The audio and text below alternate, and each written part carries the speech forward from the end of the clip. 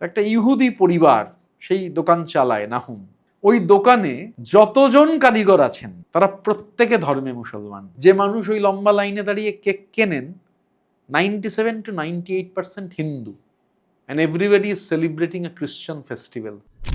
মানুষই মানে আলটিমেটলি মানুষের থেকে কেউ শক্তিশালী নন, এবং মানুষ তার অভিজ্ঞতা দিয়ে বোঝেন।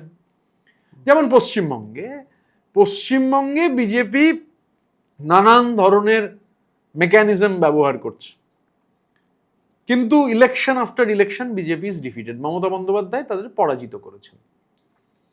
এবার আমাদের দেশের সংবিধানে এই যে আমার এই 45-46 বছর হবে, আমি কোনোদিন এগুলো আগে কখনো শুনিনি যে হিন্দু ভোটার, মুসলমান ভোটার, ভারতীয় মানে অ্যাডাল্ট ফ্র্যাঞ্চাইজ। আমার সংবিধান আমাকে অধিকার দিয়েছে ভোটের 18 বছর বয়স হলে আমি ভোট দেবো, আমি আমার প্রতিনিধি নির্বাচিত করব। তো আমার দেশের সংবিধানে এরকম কোনো অপশন নেই যে হিন্দু ভোটার, মুসলিম ভোটার, খ্রিস্টান ভোটার, জিউ ভোটার, এরকম নেই। মানে আমি একটা উদাহরণ দিচ্ছি আর কি, যে আমাদের ঐক্যটা এরকমই। এই তো মানে নভেম্বর মাসে আমরা রয়েছি, ডিসেম্বর মাসে বড়দিন আসবে। মানে কলকাতার one of the hottest destination হচ্ছে নাহুমসের দোকান।